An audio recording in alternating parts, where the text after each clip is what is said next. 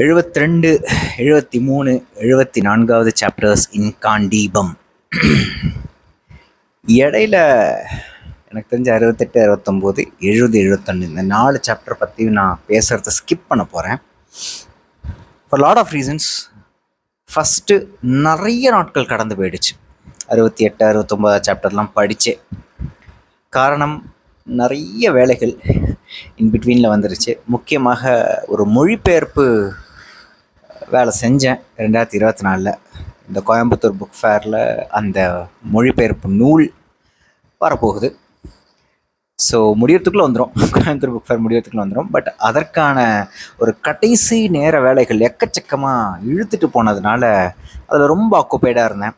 Plus ஆஃபீஸில் ஒரு பிரச்சனை அப்படிங்கிறதுனால 68, 69 சாப்டர்லாம் படித்து ரொம்ப நாள் ஆனதுனால அதை பற்றி இப்போ பேசுகிறது it doesn't make much sense. It won't come out very naturally அப்படிங்கிற மாதிரி நான் ஃபீல் பண்ணேன். அதனால் ஒரு 4 சாப்டர் காண்டீபத்துலேருந்து ஒதுக்கி வைக்க போகிறேன். அதையும் தாண்டி இன்னொரு முக்கியமான காரணமும் இருக்குன்னு நான் நம்புகிறேன். 71வது சாப்டர் 71வது சாப்டர் சுத்தமாக ஒர்க் ஆகலை எனக்கு. சுத்தமாக அப்சல்யூட்லி அப்படி எடுத்து ஒதுக்கி வச்சு வெண்முரசுலேயே நான் தேவையில்லாத ஒரு சாப்டர்னு சொல்லணும்னா 71வது சாப்டர்லாம் சொல்லலாம் நினைக்கிறேன். அது மாதிரி நிறைய சாப்டர்ஸ் இருக்குது. முன்னாடியே ரொம்ப எக்ஸாஸ்டான, முக்கியமாக வண்ணக்கடலை நாகதத்தன் அந்த அவருடைய ஜேர்னி, லைக் நிறைய சாப்டர்ஸ் ரொம்ப எக்ஸாஸ்டிங்காக இருந்திருக்கு. அது மாதிரி ஒன் ஆஃப் எக்ஸாஸ்டிங் சாப்டர்ஸ் இன் வெண்முரசா நான் வந்து காண்டீபத்தில் உள்ள 71வது சாப்டர் சொல்லுவேன். அதுக்கான காரணங்களை நான் பின்னாடி சொல்கிறேன். இப்போதைக்கு 72, 73, 74 பற்றி பார்க்கும்பொழுது ரொம்ப பிடிச்சிருந்தது. அதாவது ஒரு ரோலர் கோஸ்டர் தான், ஒரு மூட் ஸ்விங் மாதிரி தான். 71வது சாப்டர் படிச்சுட்டு இதெல்லாம் படிக்கணுமா, இனிமேல் வெண்முரசு வீடியோலாம் பண்ணணுமா அப்படின்னு தோணும். 72வது படித்தா ஓ மை காட் எப்பட்றா நம்ம வந்து இப்படிலாம் யோசிச்சோம் அப்படின்னு தோணும்.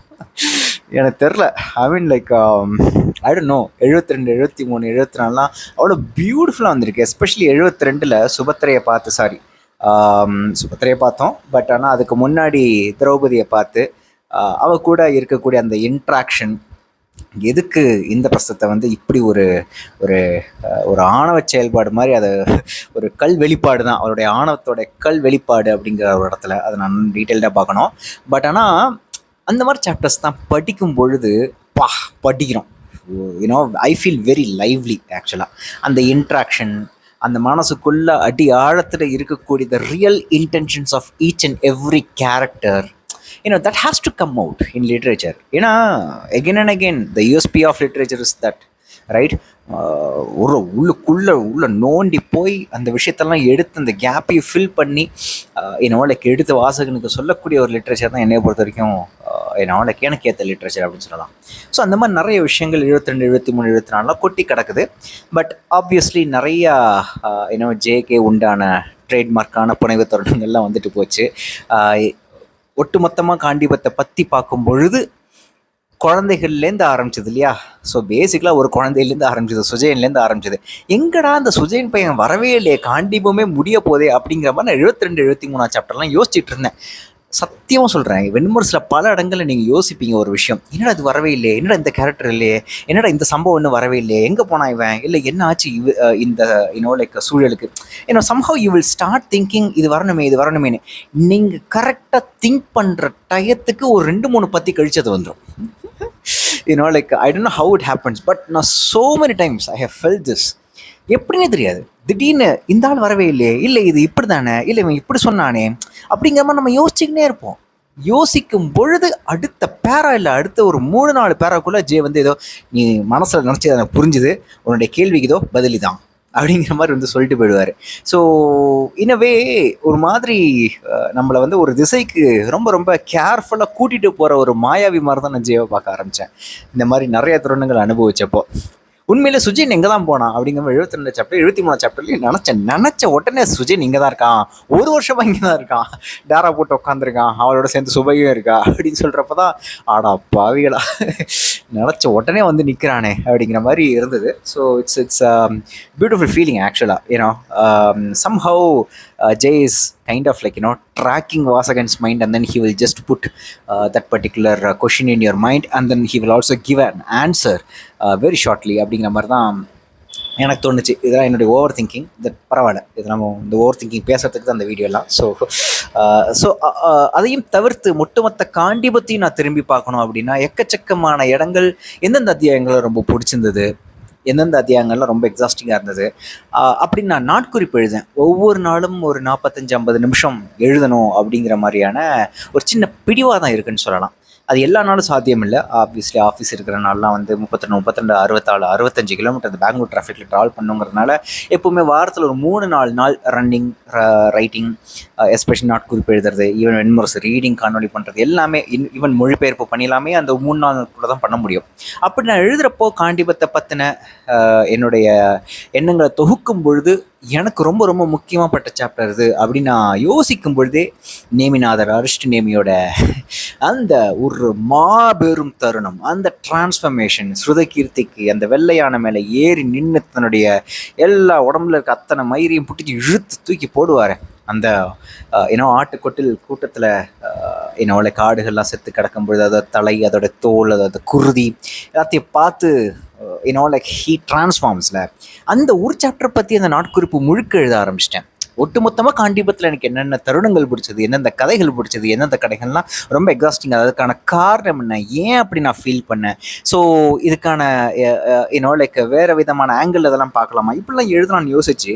ஆனால் அந்த ஒரு சாப்டர், அந்த ஒரு தருணத்தை பற்றி மட்டுமே நான் வந்து அந்த நாட்குறிப்பு முழுக்க எழுதிட்டு இருந்தேன். ஒரு நாட்குறிப்பு 45-50 நிமிஷம், ஒரு 3 பக்கம் போகும்னு வச்சுப்போமே. ஸோ உண்மையிலே அதுதான் ரொம்ப ஹைலைட்டாக இருந்ததுன்னு நினைக்கிறேன். ஸோ காண்டிபத்தோடைய highlight is not Arjunan, it's Arishtanemi என்னை பொறுத்த வரைக்கும். அதுக்கப்புறம் அதையும் தாண்டி கண்டிப்பாக அர்ஜுனனுக்கும், அதாவது ஃபால்குனனுக்கும், சித்ராங்கதைக்கும் இடையேயான அந்த காதல் தருணங்கள் அது எனக்கு ரொம்ப பிடிச்சிருந்தது. எஸ்பெஷலி விற்பயிற்சி அப்போ அந்த அர்ஜுனன் ஃபால்குனன் வந்து ஒரு இடத்துல உட்காந்து ஒரு பறவையை நோட்டீஸ் பண்ணிட்டு இருக்கும் பொழுது it was magical. The writing was magical. Somehow ஒரு கலையோட ஒரு கிராஃப்டோட, ஒரு கலை அண்ட் கிராஃப்ட் கலந்த இந்த விற்பயிற்சியோட தொடர்பு படுத்தி எப்படி நம்ம மனநிலை இருக்க வேணும், நீ ஒரு மிகப்பெரிய ஒரு வில்லாளியாக மாறத்துக்கான தகுதி என்ன உள்ளுக்குள்ள மைண்ட் செட்டில் அப்படிங்கிற மாதிரியான ஒரு பியூட்டிஃபுல்லான ரொம்ப ரொம்ப ஆழமான ஒரு எப்படி சொல்கிறது, டிரான்சடென்டல் ரைட்டிங் அப்படிங்கிற மாதிரி எனக்கு தோணுச்சு. ஏன்னா அந்த டிரான்சடென்ஸ் மனநிலைக்கு போக முடியணும். If you want to achieve that greatness, right? So எனக்கு அந்த பர்டிகுலர் தருணம், அந்த காதல் தருணங்கள் எனக்கு ரொம்ப பிடிச்சிருந்தது. ஆக்சுவலாக ஃபால்குனனுக்கும் சித்ராங்கதைக்கும் உள்ளது. நான் முன்னாடி சொன்ன மாதிரி ஃபஸ்ட்டு ஒரு 12-13 சாப்டர் ரொம்ப கஷ்டப்பட்டுட்டேன். ஏன்னா ஜே கிட்ட ஈவன் 73-74 எனக்கு அது கொஞ்சம் ட்ராபேக்காக தான் பட்டது. குழந்தைகள் வந்து பேசும்பொழுது குழந்தைகளோட உலகத்தை சம்ஹவ் ஜே இஸ் மிஸ்ஸிங்கோ அப்படிங்கிற மாதிரி தோணுது. ஐ மீன் தெரில, என்னமோ அவர் அவ்வளோ ஒரு மிகப்பெரிய ஒரு ஆளுமையாக, ஒரு லெஜெண்டாக உட்காந்துருக்கிறதுனாலே என்னமோ ஒரு அவ்வளோ சிம்பிளாக ஒரு குழந்தையோட உலகத்துக்குள்ளே அவளால் நுழைய முடியும் அப்படிங்கிற மாதிரி தோணுச்சு. ஐ எம் நாட் சேயிங் குழந்தைகளோட உலகத்துக்குள்ளே, தட்ஸ் அ ராங் வேர்ட். ஒரு குழந்தை கதாபாத்திரம் பேசும்பொழுது அதை எழுத்தில் போடும்பொழுது somehow it feels very weird.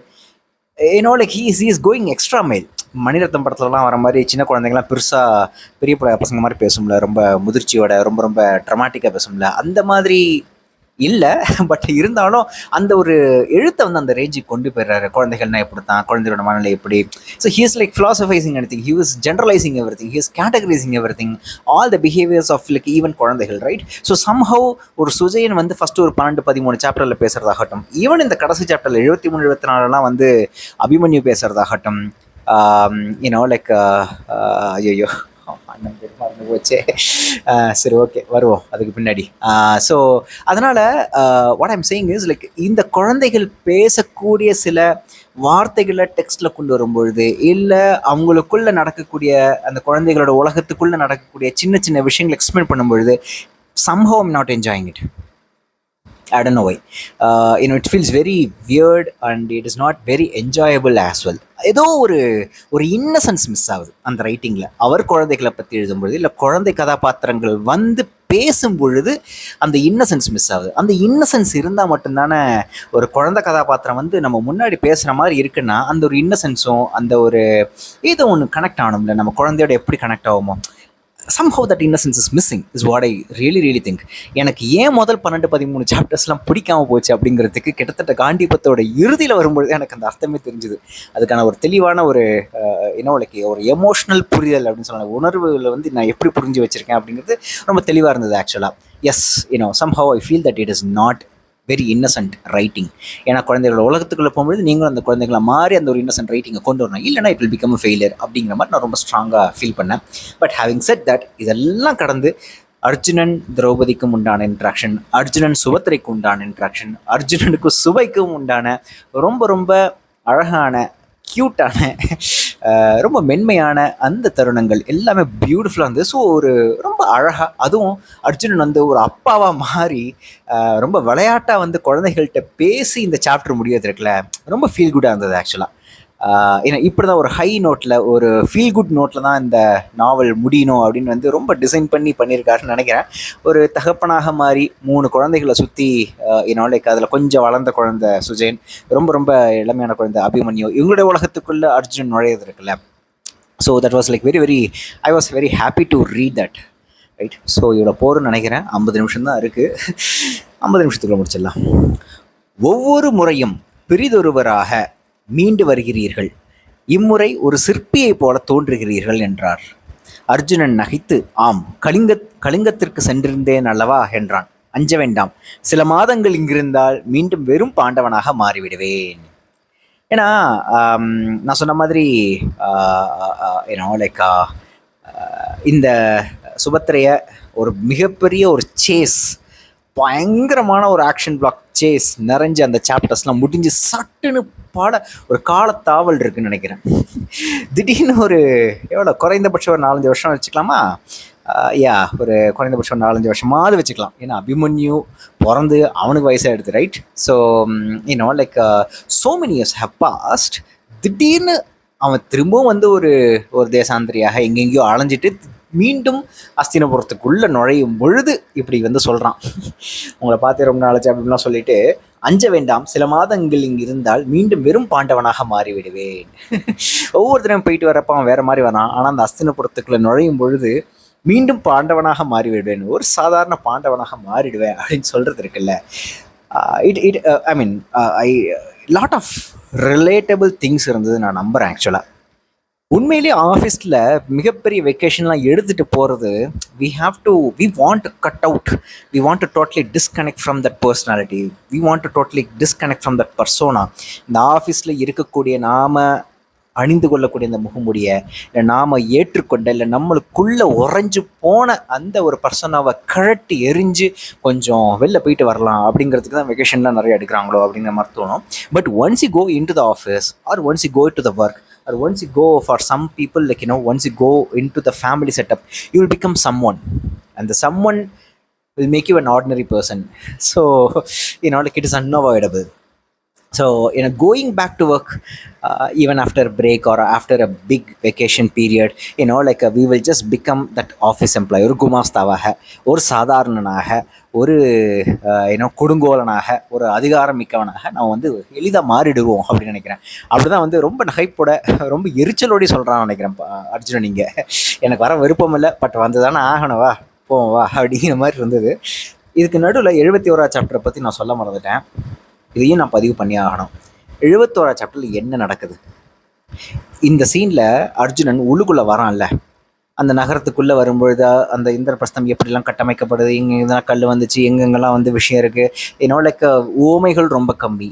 ஒரு இடத்துல மான் போல் நிறைய ஒரு ஸ்ட்ரக்சரல் விஷயங்களை வச்சுக்கிட்டு, அங்கங்கே இருக்கக்கூடிய சிறு சில துளைகளெல்லாம் வச்சுக்கிட்டு அது ஒரு மான் போல் இருக்குது அப்படின்னு சொல்கிறதாகட்டும், இன்னும் ரொம்ப ரொம்ப சிறிய இடங்களில் சின்ன சின்ன ஓமைகள் யூஸ் பண்ணுறது மட்டுமே பண்ணதுனால மட்டுமே ஓரளவுக்கு அது படிக்கிற மாதிரி இருந்தது 71st சாப்டர். பட் 71st ரொம்ப ரொம்ப எக்ஸாஸ்டிங்காக இருந்தது. The reason is there is nothing in it.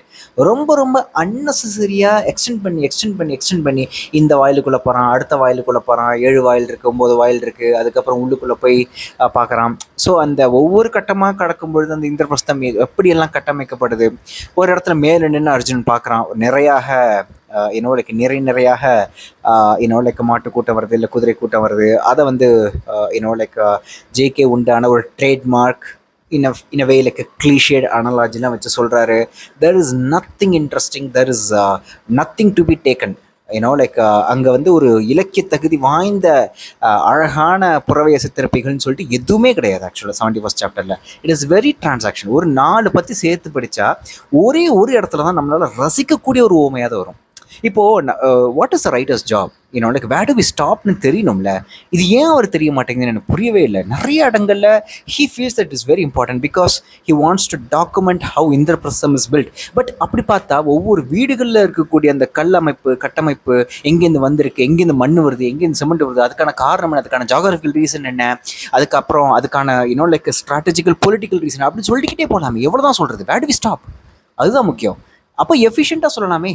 இப்போ வந்து ஒட்டுமொத்த அந்த ஒவ்வொரு வாயிலும் எப்படிலாம் கட்டப்பட்டிருக்கு, அங்கே இருக்கிற ஸ்ட்ரக்சர் என்ன, அங்கே இருக்கிற பொலிட்டிக்கல் ஸ்ட்ராட்டஜி, அந்த கிளைமேட் என்ன, அங்கே ஏன் இங்கே இந்த மண் வரப்படுது, ஏன் இந்த மாதிரியான ஸ்ட்ரக்சர் சவுநகர் பாணியிலையோ இல்லை கலிங்க பாணியிலையோ ஏன் சில கட்டடங்கள் இருக்குது, ஏன் இந்த பொருள் இங்கே வச்சு கட்டப்படுது, இந்த மாதிரி விஷயங்கள்லாம் ஒரு இனவே ஒரு நாஞ்சில் நாடன்ட்டு வந்து இந்த மாதிரியான ஒரு விஷயத்த, ஒட்டுமொத்த விஷயத்த தலைவரை கொஞ்சம் சொல்லுங்கள், கரெக்டாக எடுத்து சொல்லுங்கள் அப்படின்னா ரொம்ப செறிவாக ஒரு 4-5 பத்தியில் அந்த ஒட்டுமொத்த விஷயத்தையும் சொல்லியிருப்பார். 71 சாப்டர் ஒரு 4-5 பத்தியில் எளிதில் லைக் ரொம்ப ரொம்ப செறிவாக சொல்லி கடந்து சென்றிருப்பார் அப்படின்னு நினைக்கிறேன். ஸோ என்னை பொறுத்த வரைக்கும் 71st chapter is a failure because of lot of transaction information. அந்த 71st சாப்டரில் அந்த இந்திரபிரஸ்தத்தோடைய ஒட்டுமொத்த கட்டமைப்பையும் இல்லை அவங்க எப்படி கட்டுறாங்க, அதுக்கான எங்கெங்கெல்லாம் அதோட பொருள் வருது, அந்த வரலாற்று விஷயங்கள் அத்தனையும் பதிவு பண்ணால் ஒரு 10 சாப்டர் கூட எழுதலாம். It's not a documentary we are reading. அது ஒரு செப்பரேட் லிங்காக கூட நீங்கள் வந்து நம்ம வந்து லைக் படிச்சிடலாம். ஸோ ஒரு புனைவுக்குள்ளே எந்த அளவுக்கு அதை ஸ்டாப் பண்ணணும், ஏன்னா ஒரு உலகத்தை கட்டமைக்கிறேன். இந்த வருஷத்துல தான் அத்தனை நிகழ்வுகளும் இனிமேல் நடக்க போகுதுன்னு நினைக்கிறேன். ஸோ அந்த உலகத்தை நம்ம புரிஞ்சுக்கணும், அந்த சிட்டியை நம்ம புரிஞ்சுக்கணும், அந்த சிட்டியோட கரண்ட் ஸ்டேட்டஸ் நம்ம புரிஞ்சுக்கணும், அது ஏன் எப்படி இருக்குன்னு புரிஞ்சுக்கணும், அது எப்படியெல்லாம் வந்து உருமாற போகுதுன்னு நம்ம புரிஞ்சுக்கணும். அதுக்கான காரணங்கள்லாம் ஓகே, பட் அது இன்னும் சரிவாக சொல்லியிருக்கலாமே அப்படிங்கிறது தான் என்னுடைய மிகப்பெரிய ஒரு விமர்சனமாக நான் இங்கே வைக்கிறேன் 71 சாப்டரில். பட் எங்கேயோ போயாச்சு.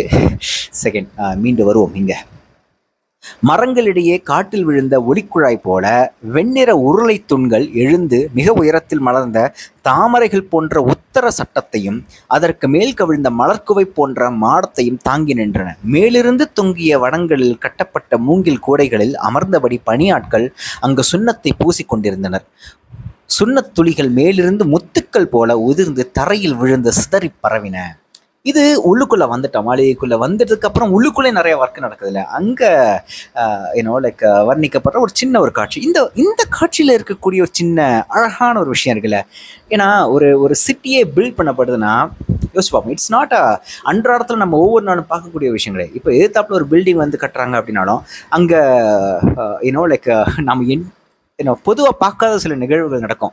திடீர்னு ஒரு மிஷின் மேலேருந்து கீழே போகும், மனிதர்கள்லாம் ஒரு மாதிரி ஒரு அழகான ஒரு ஒழுங்கில் வந்து வேலை செஞ்சுட்டு இருப்பாங்க.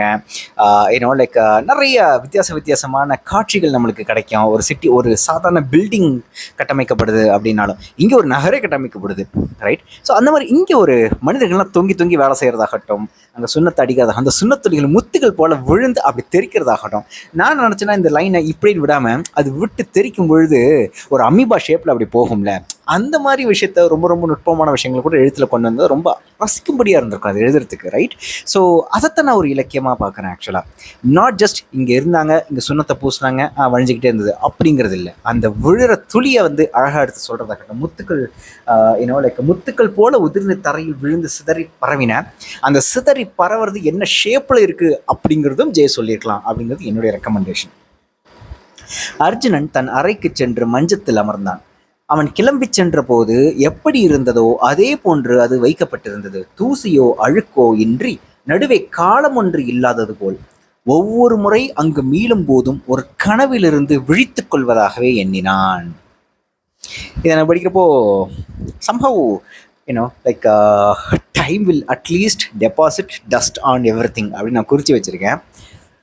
Again, going back to the same, like analogy of or like ஒரு கம்பேரிசன் எடுத்துக்கிட்டோம் அப்படின்னா, ஒரு அன்றாடம் சென்று கொண்டிருக்கின்ற ஒரு வாழ்க்கையில் காலையில் எழுந்திருக்கிறோம், என்னோட லைக் கக்கூஸ் போகிறோம், அதுக்கப்புறம் வேலைக்கு போகிறோம், சாப்பிட்றோம், அதுக்கப்புறம் நைட்டு வந்து கொஞ்சம் மனைவியோட, அதுக்கப்புறம் படுத்து தூங்கிடுறோம். இப்படியான ஒரு வாழ்க்கையிலேருந்து நம்ம வெளில போய் வேறு ஏதாவது கொஞ்சம் எக்ஸ்ப்ளோர் பண்ணுறோம், ட்ராவல் பண்ணுறோம், இல்லை வேறு ஏதோ நிகழ்ச்சிகளுக்கு போகிறோம்.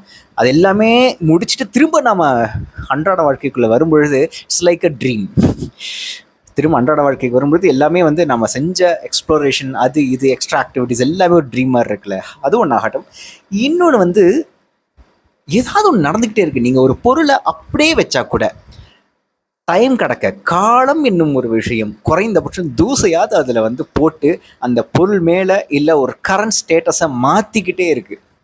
Nothing remains as it is, correct, unless there is a human effort to make it as it is, right?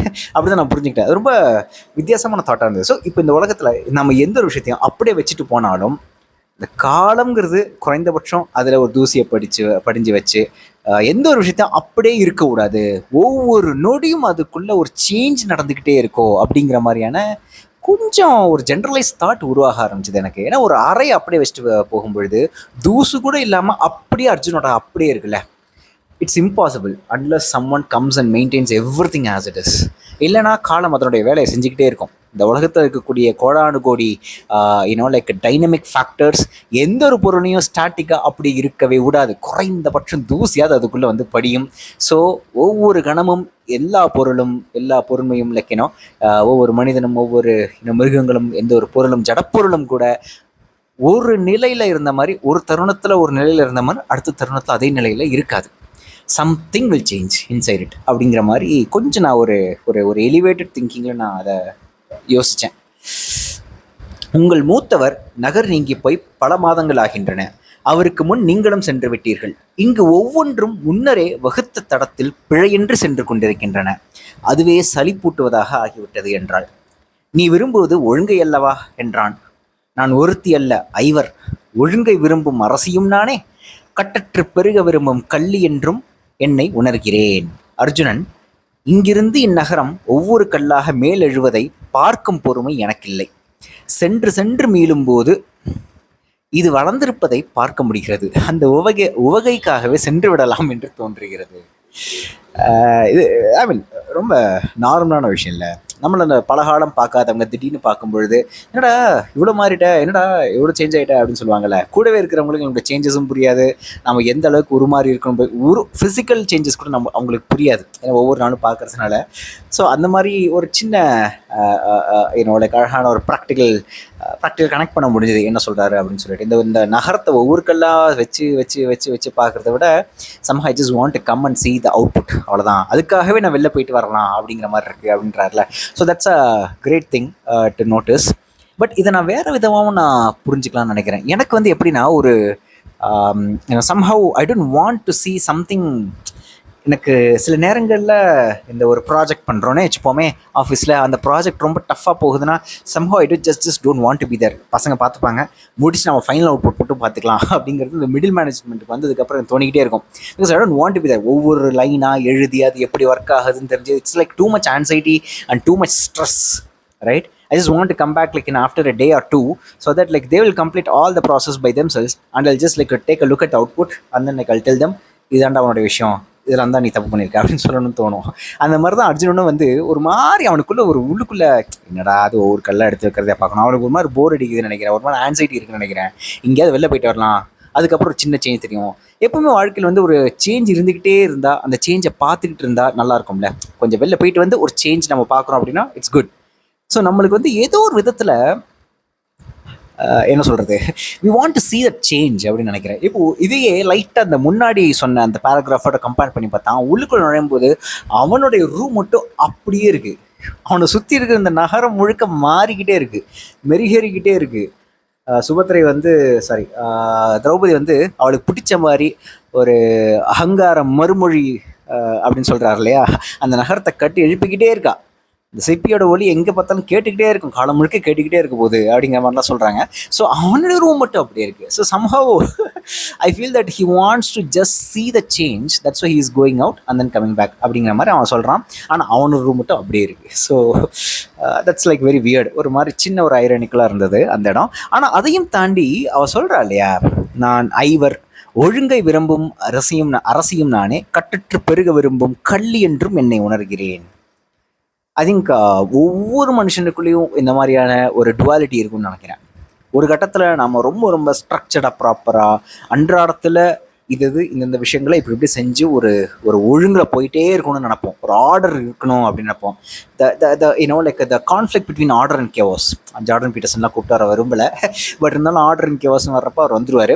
So நம்ம ஒரு ஆர்டரை வந்து நம்ம like we have to allow that order to take control of our life, to take control of our psyche, like to some extent.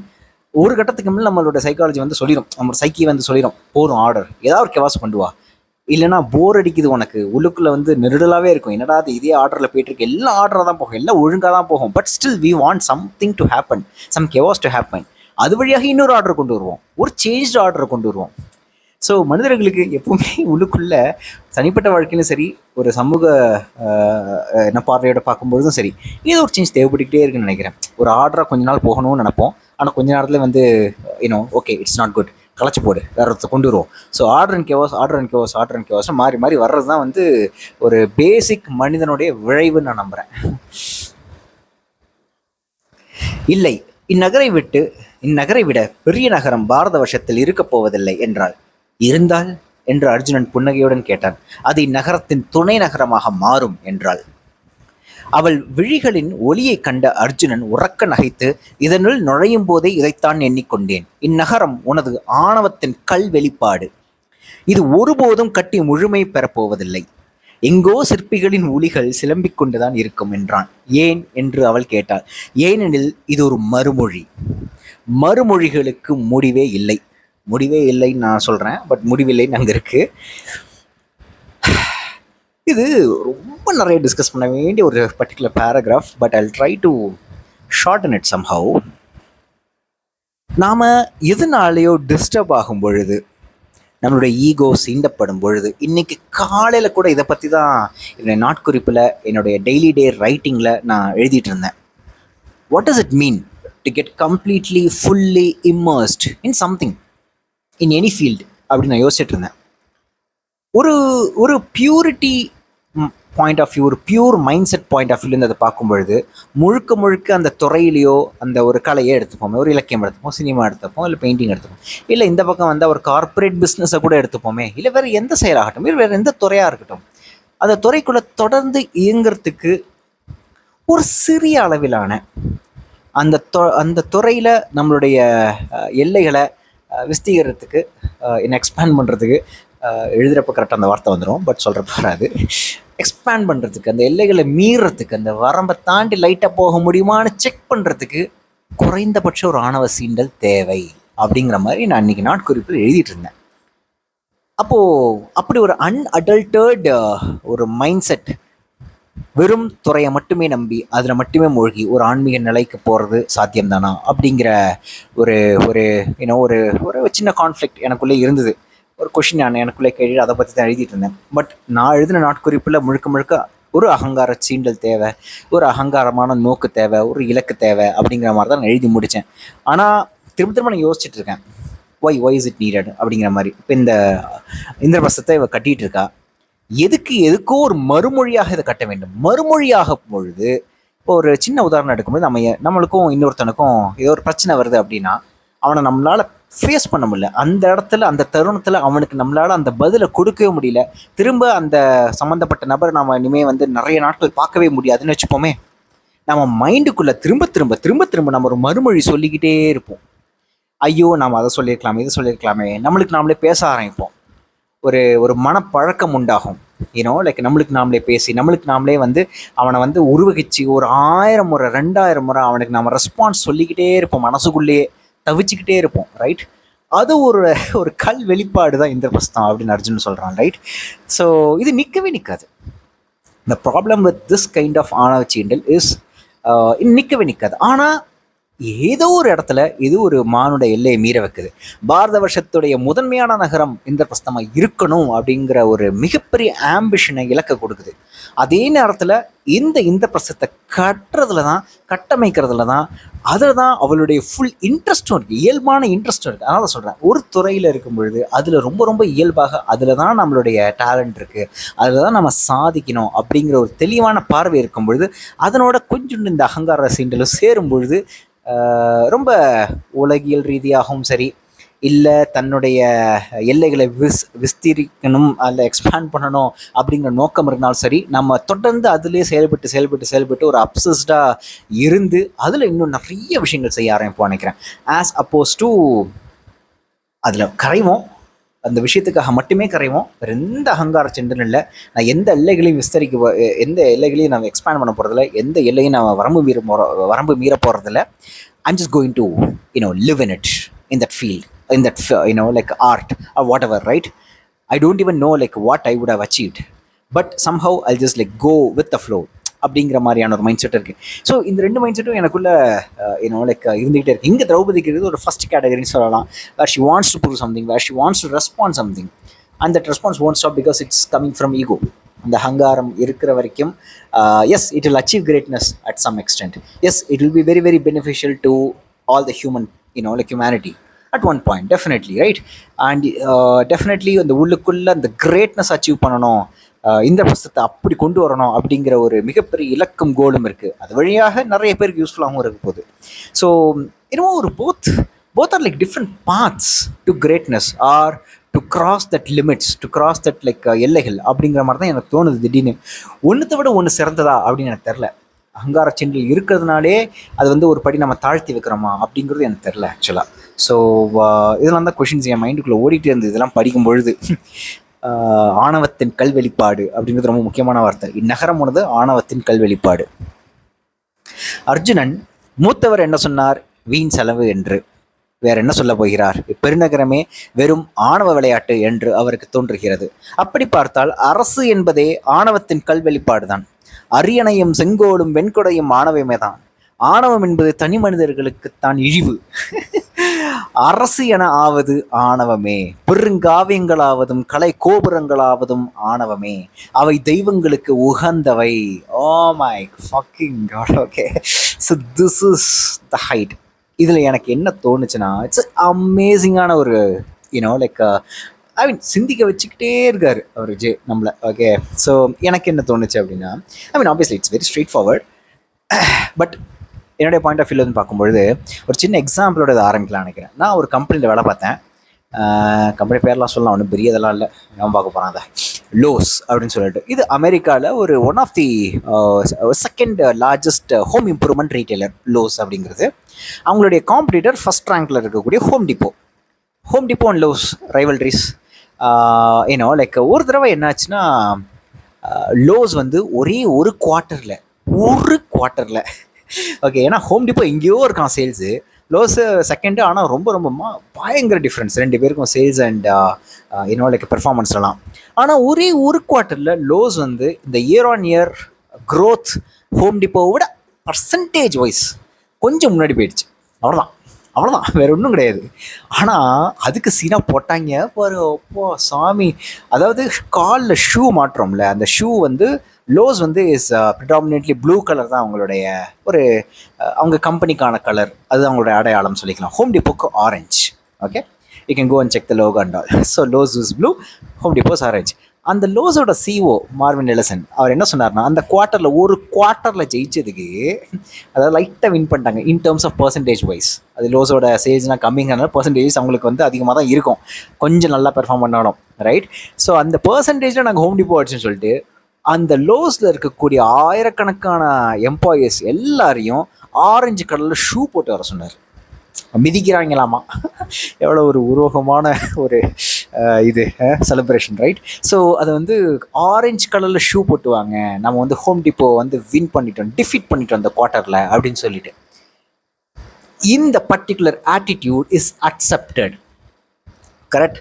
இதுவே ஒரு தனி மனிதன் இன்னொரு மனிதனை வீழ்த்தியதற்காக இந்த மாதிரியான ஒரு சிம்பாலிக்கான செலிப்ரேஷனை பண்ணால் அந்த பர்டிகுலர் தனி மனிதனை நம்ம என்ன சொல்லுவோம்? அவனை வெறுப்போம், கரெக்ட்.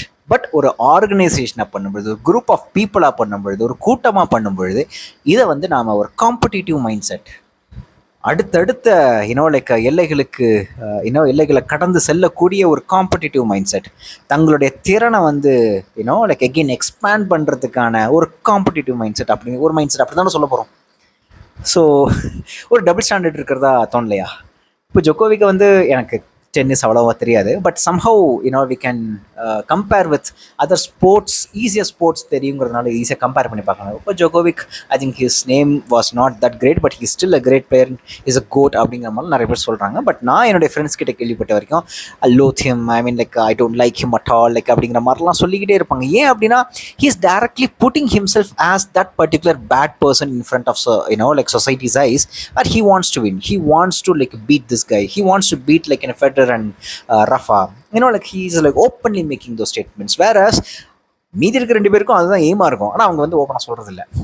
ஸோ ஒரு தனி ஆளாக பண்ணும்பொழுது, ஒரு தனி ஆள் வந்து இன்னொரு தனி மனிதன் மீது இப்படியான ஒரு அகங்காரம் கொண்டு லைக் ஆணவத்தோட செயல்பட்டு இன்னொருத்தனை முறியடிக்கும் பொழுது ஏதோ ஒன்று லைக் இதர் லைக் ஏதோ ஒரு விஷயத்தால் எப்படியோ இன்னொரு ஆளை வீழ்த்தடிக்கிறது இருக்குல்ல, அப்படி வீழ்த்தடிக்கும் பொழுது அவன் வந்து சொசைட்டியாக பார்க்கும்போது தனி மனிதனை வந்து குற்றம் சொல்லுவோம், இவன் இவ்வளோ கெட்டவனாக இருக்கான் அப்படின்னு சொல்லிட்டு. ஆனால் இதே விஷயம் ஒரு கார்பரேட்லேயோ ஒரு சந்தையிலையோ லைக் ஒரு குரூப்பாக பண்ணும்பொழுது, என்டர்பிரைஸாக பண்ணும்பொழுது, we don't criticize, we appreciate.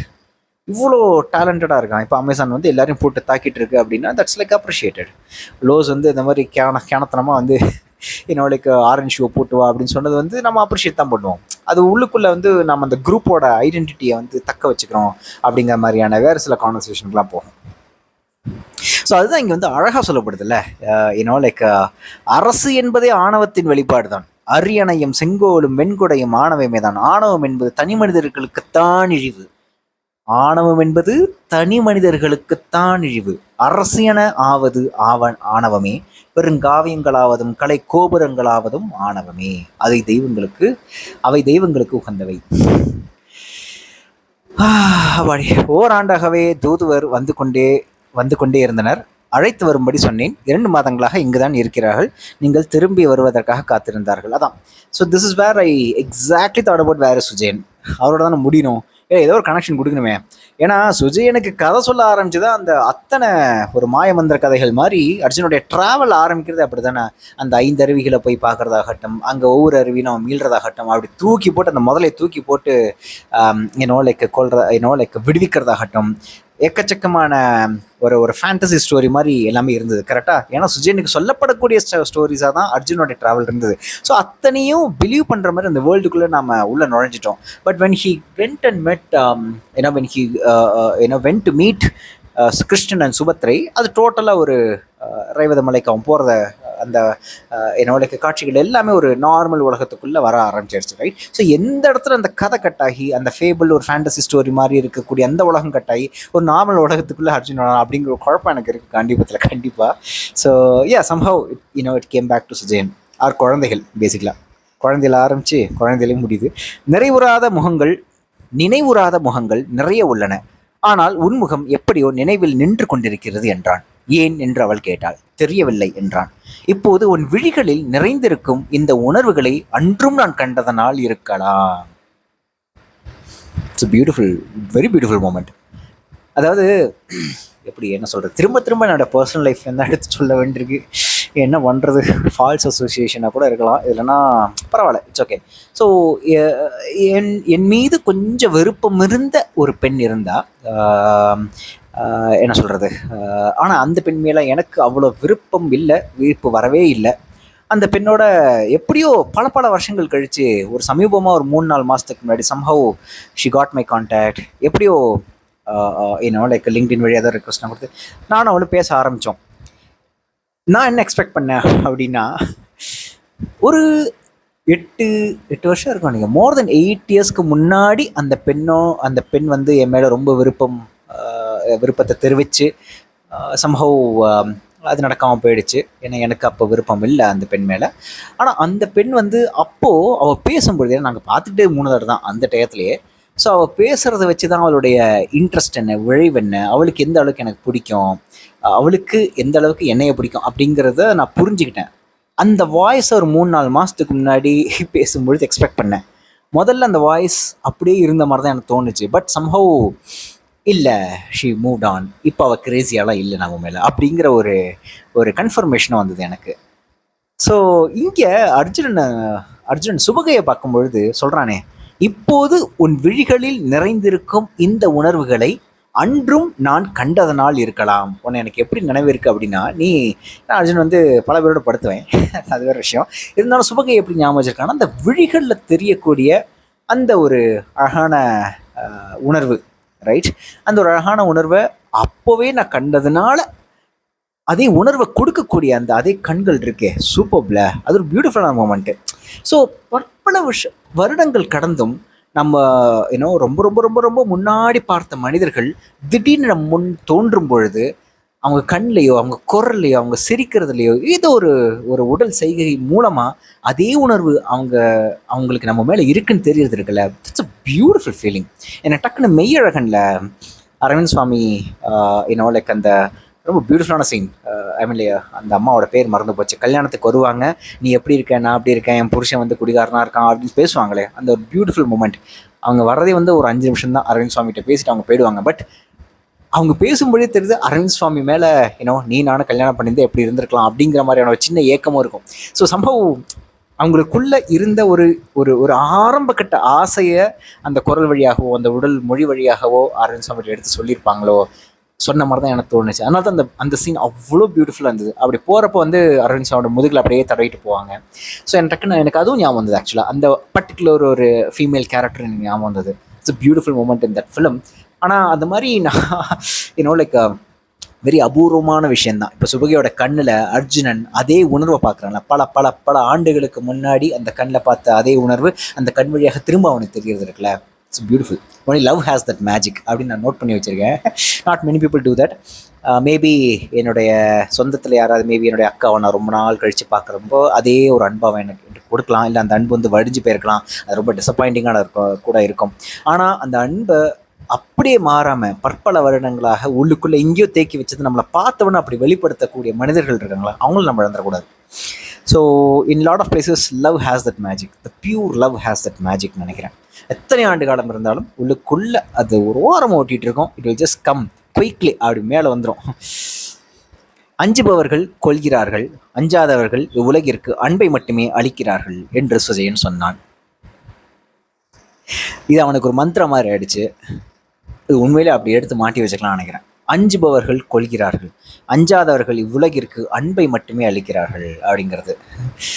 இது நேமிநாதரை பற்றி அவன் கதை கேட்கும்பொழுது கற்றுக்கிட்டதுன்னு நினைக்கிறேன். வந்து எகெயின் சுஜயனுக்கு என்ன ஆகுதுன்னா, காண்டிவுமே வந்து கிட்டத்தட்ட அரிஷ்ணமி அப்படிங்கிற ஒரு கேரக்டரை சுற்றி அவர் தான் ஒரு மிகப்பெரிய ஐக்கனாக மாறி நிற்கிறார், ஒரு மிகப்பெரிய ஒரு ஐடலாக மாறி வைக்கிறார். Even like for Sujayan, that's கிரேட்ல. அவன் ரொம்ப சின்ன குழந்தையா இருந்தப்போ பயங்கரமாக பயந்தவன், எப்போ பார்த்தாலும் ஒன்றுக்கு போவான், ரொம்ப ரொம்ப அஞ்சு கொண்டிருக்க ஒரு லைக் எப்போ பார்த்தாலும் பயந்துகிட்டே இருக்கக்கூடிய ஒரு குழந்தை அதானே. ஆனால் இப்போ கொஞ்சம் வளர்ந்து அவனுக்கு பயம்லாம் பெருசாக இல்லைங்கிற மாதிரி தான் சொல்லப்படுது. அதுக்கு காரணமும் இந்த ஒரு பர்டிகுலர் மந்த்ரா தான் நான் நம்புகிறேன். அஞ்சுபவர்கள் கொள்கிறார்கள், அஞ்சாதவர்கள் உலகிற்கு அன்பை மட்டுமே அளிக்கிறார்கள். இது நேமிநாதரை பற்றின கதையை அவன் வந்து தெரிஞ்சுக்கும் பொழுது வரக்கூடிய ஒரு சென்டென்ஸ். அதைத்தான் அவன் திரும்ப திரும்ப கேட்குறான் அப்படிங்கிற மாதிரி சொல்கிறாங்க. ஸோ காண்டிபம் அதோடைய ஹீரோ யாருன்னு பார்க்கும்பொழுது அர்ஷ்னேமி தான். ஐயோ இன்னும் நிறையா இருக்குது, சுத்தம் அப்படியே முடிச்சிடலாம் நினைக்கிறேன். இளவரசி என்று இவர்கள் எதை சொல்கிறார்கள் என்றே தெரியவில்லை. ஏதாவது எருமையோ பசுவாகவோ இருக்குமோ. இந்த லைனை விட்டுடலாம், இது ஒன்றும் பெரிய இதெல்லாம் இல்லை. அர்ஜுனன் கண்கள் வழிகொண்டவை போல் சற்று மாறின. சுபத்திரை ரைவதமலைக்கு செல்லும் போது நீங்கள் என்னுடன் அந்த சிவயோகியின் தோற்றத்தில் வர வேண்டும் என்றாள். அர்ஜுனன் புன்னகித்து ஏன் என்றான். அது என் விளைவு. இந்திரபிரஸ்தத்திற்குள் அன்று நுழைந்த போதே நான் சிவயோகியை இழந்துவிட்டேன். இந்நினைவுகளில் மட்டும்தான் அவர் இருக்கிறார். ரைவதமலையில் நான் அவர் கைப்பற்றி படிகளில் ஏற வேண்டும் என்றாள். 7 நிமிஷம் தான் இருக்குது, நான் டக்கு முடிச்சே ஆகணும். Beautiful, again beautiful. எனக்கு சம்ஹவ் இப்போ ஜோதி கூட கேட்பா, நீ வந்து டேட் பண்ணிட்டு இருக்க டயத்தில் அப்பப்போ வந்து சாட்டர்டே சண்டேல வந்து ஒரு லிவின் மாதிரி வந்து இருந்துட்டு போவா கல்யாணத்துக்கெலாம் முன்னாடி ஒரு சில மாத காலம். அப்போ இருந்த ஒரு இன்ட்ரெஸ்ட் உனக்கு இல்லையே, அப்போ இருந்த பிரசவம் நான் பார்க்க மாட்டேங்கிறேனே. இது ஒரு யூஷுவல் கம்ப்ளைண்ட்ஸ் ஆஃப் ஒரு லவ்வர்ஸ், ஒரு கேர்ள் ஃப்ரெண்ட் பாய் ஃப்ரெண்ட், இல்லை ஒரு ஹஸ்பண்ட் அண்ட் ஒய்ஃப், இவங்களுக்குள்ளே இருக்கிறது நீ ரொம்ப மாறிட்ட. இது ஒரு கிளிஷேடான ஒரு விஷயம் தானே. ஆனால் இன்னும் கொஞ்சம் ஆழமாக பார்க்கும் பொழுது we all want others to behave like that too in the past, right? அது ஒன்று. ஏதோ ஒரு மாஸ்க்கை நீ அணிஞ்சுக்கோ, பிரச்சனையே கிடையாது. அந்த மாஸ்க்கை நீ போட்டுக்கோ. ஏன் நீ மாறிட்டேன்னு சொல்கிற, நீ அதுவாகவே திரும்ப இயல்பாகவே மாற வேணும்னு நான் சொல்லலை. நீ இயல்பாகவே மாறிட்ட, ஏன்னா நம்மளுக்குள்ளே இருக்கிற டைனமிக்ஸ் அப்படி. ஆனாலும் ஏதோ ஒரு மாஸ்க்கை போட்டுக்கோயே. நீ முன்னாடி இருந்த ஒரு விஷயம் இருக்கே, அந்த வேஷத்தையாவது நீ போட்டுக்கோயே. I will at least enjoy that வேஷம் அப்படிங்கிற மாதிரி இருக்கும்னு நினைக்கிறேன். இப்படி தான் வந்து சுபத்ரை வந்து அர்ஜுனன்ட்ட ஒரு இன்னொரு ரெக்வஸ்ட் வைக்கிறா. So like it's more of சுபத்ரின்னு இவ வரா ஜோதி. ஓகே, ஸோ இந்த ரெக்வஸ்ட்டை வைக்கிறாள்ல, அட்லீஸ்ட் புட் தட் மாஸ்க். அந்த சிவயோகியோட கைப்பற்றி தான் அந்த ரைவத மலைக்கு ஏறணும். At least put that mask. அங்கே நீ அஸ்தினபுரத்துக்கு வந்த உடனே அந்த சிவயோகியை நான் இழந்துட்டேனே அப்படிங்கிறா. திரும்ப வந்து சிவயோகியாக மாறணும்னா அர்ஜுனனுக்கு திரும்ப அந்த ட்ராவல் தேவை. Like everything has to be go back to that particular ஜேர்னியில். So at least put that mask அந்த லைக் கம் வித் மீ அப்படிங்கிறா. It's very difficult. He just has to act. அது ஆக்டிங்காக மட்டும்தான் இருக்க முடியும், வேறு வழியே கிடையாது. அர்ஜுனன், ஆம், எங்கெங்கோ சென்றாலும் திரும்பி அங்கு வந்து கொண்டே இருக்கிறேன். நீ அங்கு இருப்பதுதான் உகந்தது. திரும்பி வர ஒரு இடம் இருக்கிறது என்ற எண்ணம் நன்று. மீளும் போது இல்லத்தில் அன்னை காத்திருக்கிறாள் என்று எண்ணி உலகெங்கும் அலைந்து திரியும் மைந்தனின் விடுதலையை அப்போது அடைவேன் என்றான். அவள் கன்னங்களில் கண்ணீர் வழிய புன்னகைத்தாள். அவன் அவள் தோள்களை கைவத்து செல்வோம் என்றான். இங்கே நான் நோட் பண்ணி வச்சது என்னென்னா, எங்கே சுற்றினாலும் திரும்பி வரத்துக்கு ஒரு இடம் இருக்குது. அங்கே ஒரு வீடு இருக்குது, அந்த வீட்டுக்குள்ளே ஒரு அன்னை இருக்கிறாள். மாலினியை தான் சொல்கிறான். மாலினியோட இடத்துக்கு தானே அவன் வந்து திரும்ப வரும்பொழுது ஒரு சின்ன பிள்ளையாட்டாக இருக்கான். மற்றபடி அவன் வளர்ந்துட்டான்ல, ரைட்? இது நான் வேறு விதமாக எப்படி புரிஞ்சுக்கிறேன் அப்படின்னா, அர்ஜுனன் மாதிரியான எங்கு வேணாலும் செல்லலாம், என்ன நடந்தாலும் பரவாயில்லை, உயிரே போனாலும் பரவாயில்ல, நான் இந்த ட்ராவலில் போயிட்டே இருக்கேன், திரும்பியே வர தேவையில்லை அப்படிங்கிற ஒரு மனநிலை இருந்தால் தான் எங்கே வேணாலும் செல்ல முடியும் அப்படின்னு பெருவழி அப்படிங்கிற ஒரு சிறுகதையில் எழுதியிருப்பார்.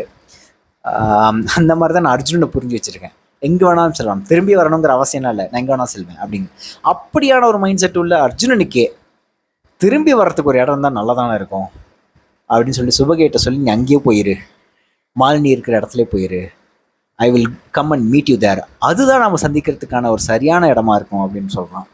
சம்ஹவ் ஐ டோன்ட் நோ, இப்படியான ஒரு எக்ஸ்ப்ளோரர் அர்ஜுனுடைய இந்த ஒட்டுமொத்த பயணமும் தான் காண்டிபம். எங்கெங்கேயோ போய் என்னென்னமோ மக்களுக்கு ஏதேதோ சில விஷயங்கள்லாம் செஞ்சு ஆடி பாடி மகிழ்விச்சு காப்பாற்றி அவங்களுக்கு வீரம்னா என்னன்னு சொல்லி கொடுத்து அவங்கள வந்து ஒரு போர் செய்ய வச்சு சில இனக்குழுக்களை சில பெண்களை கவர்ந்து கல்யாணம் செஞ்சு கொண்டு லைக் பல விதமான சடங்குகள் பூஜைகள் எல்லாத்தையும் நேரில் கண்டு பல லைக் கொடுமையான விஷயங்களை பார்த்து அந்த 7 பேர் கழுத்தத்து சாவாங்களே அந்த மாதிரி விஷயங்கள்லாம் பார்த்து இப்படியான ஒரு எக்ஸ்ப்ளோரருக்கும் ஏதோ ஒரு வீடு, அந்த வீட்டுக்குள்ளே ஒரு அன்னை தேவைப்படுறான்.